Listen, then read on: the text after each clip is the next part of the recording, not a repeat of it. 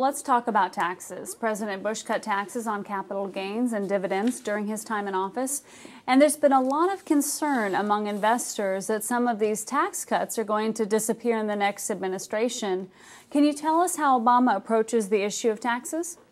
Well, I think it's clear that taxes will go up, but President Obama is going to have to get Congress to work with him on that.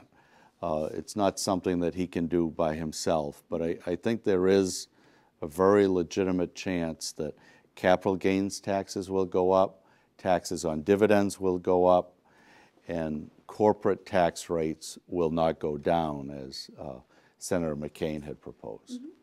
I think one of the key issues is that the tax changes that President Obama is going to implement are largely going to impact the upper echelon of American society. He's sort of drawn his line in the sand at people making $250,000 or more, and by and large, you're talking about roughly the top 5% or so. So the impact that we're going to see on the economy is one that we're going to have to judge. The top 1% of Americans pay about 40% of the taxes in this country, and so what we're going to have to evaluate is whether or not these increases on their taxes are going to impact their consumption patterns, and whether or not that filters through the economy and slows things down. Well, in light of all this, what's your recommendation for investors? Well, we are reallocating our clients' portfolios to more growth-oriented mutual funds.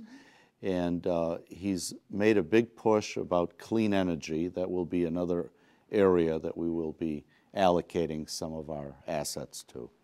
We're optimistic that historically a new Democratic administration coming in, the stock market tends to perform well. But given our questions and concerns about the economy, we think that a cautious asset allocation is probably the appropriate course until we see how some of these changes filter through and what impact there is on both economic growth and corporate earnings.